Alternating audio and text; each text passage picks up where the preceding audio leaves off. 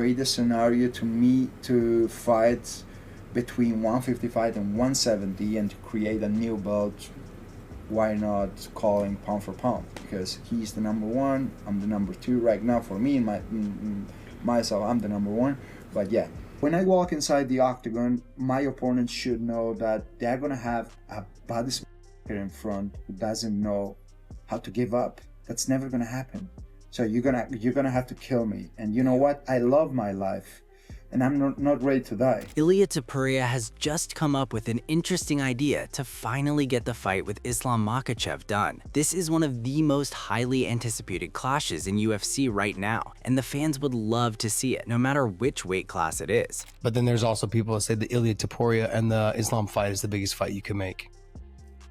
I think right now, yeah, I think Topuria Islam, it can be biggest fight, not John Johnson Pereira. Ilia Topuria envisions the ideal scenario as a showdown with Islam Makhachev at welterweight, giving him a shot at capturing a third world title. Another option he presents is a catchweight bout between 155 and 170 pounds to introduce a custom pound-for-pound belt. The focus is clear: build legacy and create a unique, high-stakes matchup that showcases his place at the top of the sport. If you end up fighting Islam this year, hopefully, that's what the fans want. Yeah, will it be? That's what I want to. Would you fight him at welterweight, or would you want to fight him at lightweight?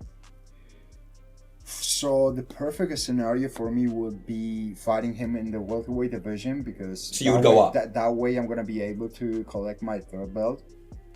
But also will be a greater scenario to me to fight between 155 and 170 and to create a new belt. Why not call him pound for pound? Because he's the number one, I'm the number two right now. For me, myself, I'm the number one. But yeah, you put two of the best guys in the world, you put the pound for pound belt in the middle, whoever wins is the best. Damn, so you want to make your own belt, a pound for pound belt. However, Islam Makhachev confirms that his fight with Ilia Topuria will not take place at the White House event. He explains that Topuria already has an opponent, and the UFC is not planning to schedule that matchup at this time. Ислама, если Илья и Гэджи сразятся в главном событии, ты бы согласился бы со главным поучаствовать? Ну, так не принципиально для меня драться со главным или в главном. В начале карьеры я дрался в первом поединке турнира, так что это не такой принципиальный вопрос для меня. Думаю, в Белом доме точно не будет, потому что у него уже есть соперники, и UFC в этом бою пока не заинтересован. У меня уже есть так потенциальные соперники, 3-4 человека в моем дивизионе в 77 килограмм, которые уже, можно сказать, заслужили драться за пояс. Так что я думаю, ближайший, 2026 год, маловероятный поединок. Islam Makhachev was excited about the White House card and made it clear to the UFC that he expects to be booked soon. He views the event as a rare opportunity to make a historic mark in MMA, but with the fight off the table, fans will once again miss out on a clash between two of the best fighters of this generation. If somebody wants, let's do it. I tell them I will be ready soon. If White House, of course, I want to be in White House because there may be one and only we will make the fighting in White House. I want to be in history. Now I'm already make good money, which one enough for my family, you know. And now I have everything before. It's also not coming in my dream, you know. Now I just ready, you know. I training every day, still hungry, still fighting, still want to be champion. Meanwhile, Ilia Topuria addresses why he chooses not to compete 3 or 4 times per year, explaining that every fighter operates differently. While he respects others who stay extremely active, he prioritizes full, structured training camps over frequency. Entering the Octagon at anything less than peak condition isn't an option for him. He makes it clear that when he fights, he does so fully prepared and injury-free, performing at maximum capacity rather than rushing back for activity's sake. Job done. Do you think someone like Merab that fights 4 times a year, 3 times a year, do you think that kind of is it could fuck with you a little bit when you're fighting such a competitive fight like someone like Jan? I feel like you can fight 3-4 times a year. It can be kind of hard. Yeah.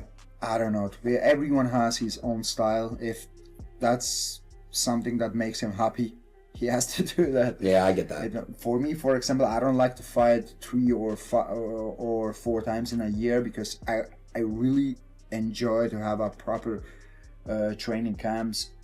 I never go inside the octagon with an injury or something like that. You were asking me before in the lounge, like I always go at my 100%. When I go inside the octagon, I really want to fight. And you don't spar, you told me, right? You don't really spar. I do sparrings, but very specific sparrings. Ilia Topuria names the 3 fighters that excite him the most: Islam Makhachev, Conor McGregor, and Paddy Pimblett. He adds that he would love the chance to be the first to knock out Paddy, saying that if someone else hasn't done it yet, he can be the one to make it happen. Justin, Islam, and in Armand, right? Actually, I don't want to fight with Justin because it's like.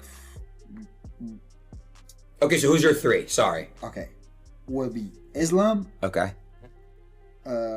Conor, and who else that I really want to fight that I always say like this fight excites me. Who else? John Jones. Paddy, bro. Paddy? Paddy. Bro. I would love it. Like, pa, pa, pa. Someone had asked. I would feel his chin. Nope. Well, hold on. He's never been knocked out, right? Yeah, that's why I love to do that, to be the first one. I always say, if someone did it, I also can do it. And if no one did it, I always can be the first one to do it. On the other hand, Ilia Topuria unloads on Arman Tsarukyan, pointing to his losses against Islam and Gamrot as proof that he lacks elite finishing ability. He argues that Tsarukyan only secures stoppages when opponents fade, not when they're fully prepared. In his view, if Tsarukyan faces someone with strong conditioning and the right preparation, he struggles and ultimately breaks under pressure. They're fighting in one of the biggest promotion in the world, but he lost to Islam. He lost to Gamrot. He get knocked out in the beginning of his career, and he doesn't really have the ability to finish the fights. He only finishes the fights when his opponent gets tired.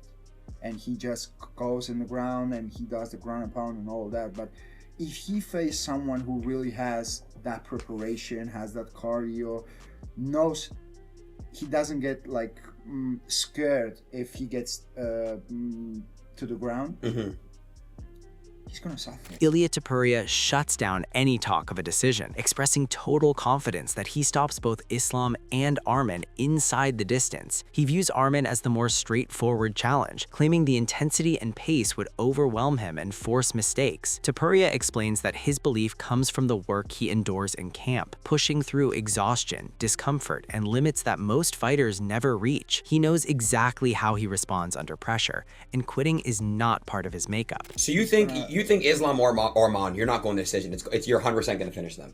Both of them. Both of them. Wow. Both of them. Like, Armand, easy because he will panic.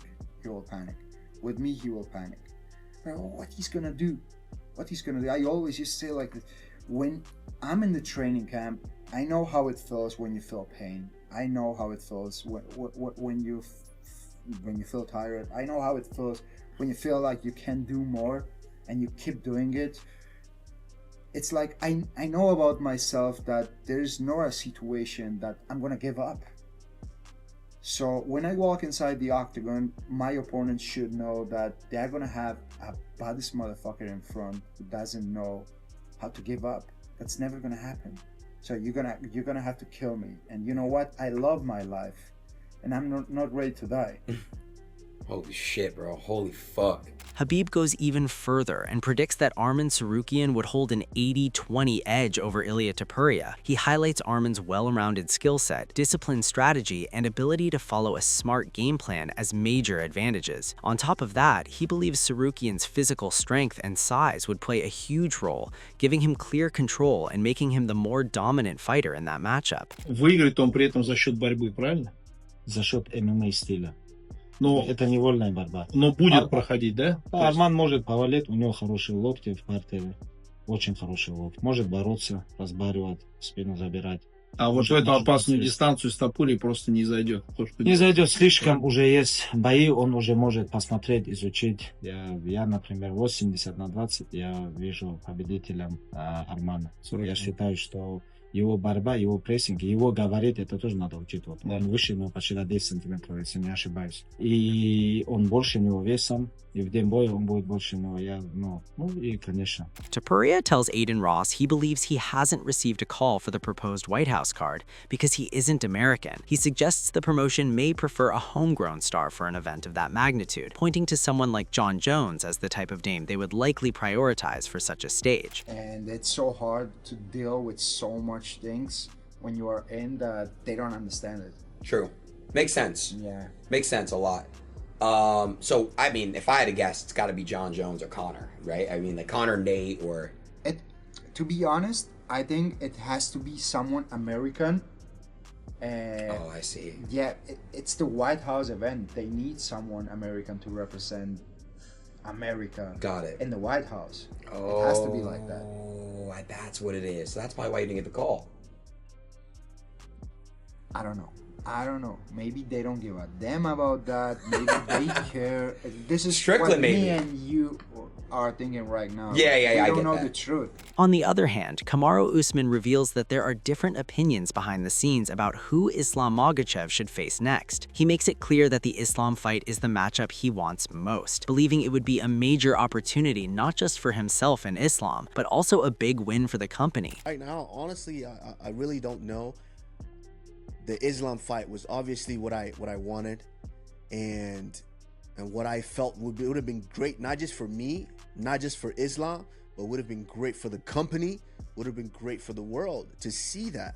Because listen, people count me out day in and day out, and for some reason we've had conversations, but Hunter Campbell feels differently, and Hunter Campbell is like, maybe not. He wants to go a different rate. We don't know yet.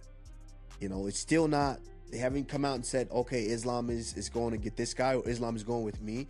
But it's been a tumultuous back and forth with getting that done. Kamaru Usman also shares that he was offered a fight with Dricus du Plessis. He explains that whenever someone suggests an opponent, he's willing to take it as long as the matchup is meaningful. If the fight can bring him closer to the title, that's the one he wants. And then the other things were presented to me, like potentially DDP was presented to me, or, you know, other guys. And listen, Henry, there's one thing about me, and you know, right?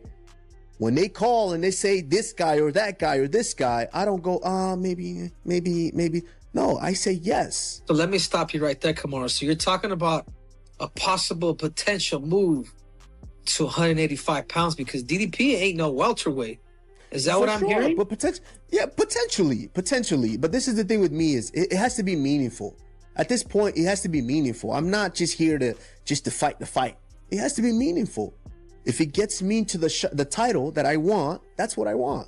I like that, Kamaru. Yeah, because you're all or nothing. We've talked about it before, man. You know, like exactly. Islam Makhachev was also confident that Kamaru Usman was the next opponent he wanted, seeing him as the toughest challenge in the welterweight division. He acknowledged the doubts surrounding the matchup, but believed Usman would outclass all the rising contenders who hadn't been fully tested yet. For Islam, there was no bigger challenge in the division at that time.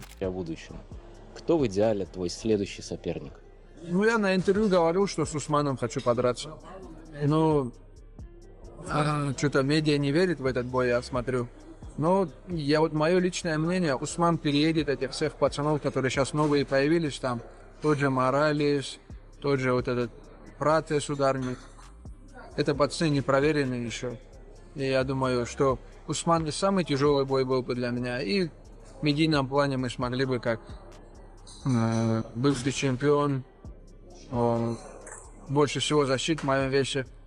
И мы смогли бы как-то хорошо продвинуть этот бой и показать тоже красивый бой. Да. Islam Makhachev's friend, Bilal Muhammad, believed that Islam and his team were angling for an easier path by going after Usman. He argued that other fighters, like Michael Morales, had earned a title shot, but Islam's camp pushed for a matchup that worked in his favor, using their shared management to influence the decision. What do I think is going to happen in the division? Let's talk about it. when I look at especially the welterweight division, Islam being the champion, who do I think deserves it? Who do I think has earned it? I think Michael Morales for sure has earned it. Beating a guy like Sean Brady, being undefeated, finishing Sean Brady. I mean, what else more do you have to do? But we see the seeds planted. We see Islam planting the seeds of Usman should be the next guy. I mean, obviously they have the same manager. Obviously the manager planting seeds in his head of what he thinks should be. Do I think Usman is an easier matchup for him? Of course. The guy's fought one time in 3 years, and he's 1 in 3. I'm still ahead of you. Even though I lost my last 2 fights, I'm still 2 and 2. So you could talk, you could say whatever you want. You turned down a fight, you didn't want to fight. And I don't think it should earn you a title fight when you're saying no to fights. But that's my thing. You can call me a hater. I'm just looking at the division from a different lens, what I think, and who I think has earned it. That's my thoughts on that one. We'll see what happens next with them two, who will get it. If it is Morales, I do think me and Usman make the most sense. Like I said, I've been wanting that fight, asking for the fight. We'll see if we get the fight. Meanwhile, Islam Makhachev downplays Ilia Topuria's threat at welterweight, insisting that Michael Morales is the bigger danger in striking. He points to raw power as the main difference, seeing Morales as a true finisher at 170 pounds. At the same time, he questions how Topuria's success in a lighter division translates against naturally bigger and stronger opponents. For Islam, welterweight is a different level, and he does not view Topuria as the same kind of danger if he moves up. Ну, я думаю, намного опаснее в том, если, например, брать именно панчера, тот же Моралес. Каждое попадание он людей спать отправляет. Если стоять перед ними, пропускать удары, каждый будет опасен. Но я не думаю, что в 77, что Топурия будет такой же опасный, как в 70, потому что там уже размеры другие, что и вес другой, и рост другой, что намного проще бойцам 77 будет драться с Топурией. И я не вижу никаких угроз для себя, если Топурия поднимется в 77. Я уже много раз повторялся, то я только за такого боя. Про что мы и говорили, будет большое шоу, фанатам интересно, и это будет в плане медиа очень большой. Michael Morales is also excited for this matchup and refuses to see Islam as untouchable, making it clear that he won't put him on a pedestal. In his eyes, Islam is just another man across the cage, not someone to fear or idolize. Morales believes all the hype disappears once the fight begins, and he's ready to approach the lightweight champion like any other opponent in his path. No la pelean, o sea, no una amenaza, pero tampoco le tengo mucho respeto, que digamos, ¿me entiendes? Él es un deportista igual que yo, él es una persona igual que yo, sangre igual que yo, así que simplemente lo único que quiero es quitarle el título. Él puede tener su legado, su historia, pero eso es de él, no es mío, ¿me entiendes? Lo mío es lo mío, yo he trabajado muy fuerte por lo que yo quiero y pues no le voy a dar ese respeto de que, eres el campeón, con todos los honores del mundo, no, yo quiero ser campeón, ¿me entiendes? Entonces, en mi cabeza está de que pues voy a trabajar muy fuerte para quitar el título a alguien. No me voy a poner a decir o a idolatrar a alguien que pues, todo el mundo lo admira. Furthermore, Ilia Topuria is aiming for a fight with Conor McGregor and throws down a challenge for him in Spain. He plans to be in Madrid on March 7th and invites McGregor to show up, daring him to make a move. If it was up to you, who do you think makes sense for you to fight? You know who I would love to face? Who? Conor. Really? Yeah. How do you think you would beat Ilia Topuria? I watched this clip. You seen this? Topuria. Well, grab me the script of the chest and slap that little nose off him, yeah? Little ding-dong that he is, yeah? I'm focused fast. I'm in my bed now, yeah? I'm in my bed at the bare knuckle store and let's see what's what. We're bouncing the yoke at the bare knuckle. You little fool, I'll carve your head in. You little short-ass dick, I'll box your jaw in. Oh, son, I'm in my bed Spain, yeah? I'm in my bed Spain, October 12th at the bare knuckle. Store, bro. Dude, I'm in Madrid March 7th at WoW FC. Come, you're more than welcome. Holy shit. And Wait. try to do something. Oh my God. Do some. Come in there. I'm not accepting your invitation. I'm inviting you. Come, March 7th at WoW in Madrid. Madrid Arena. If you want me to send you a specific location, I'm gonna do that. That's all we have from today's video, and we hope you enjoyed it. Share your thoughts in the comments section, and don't forget to like and subscribe to our channel for more amazing MMA videos.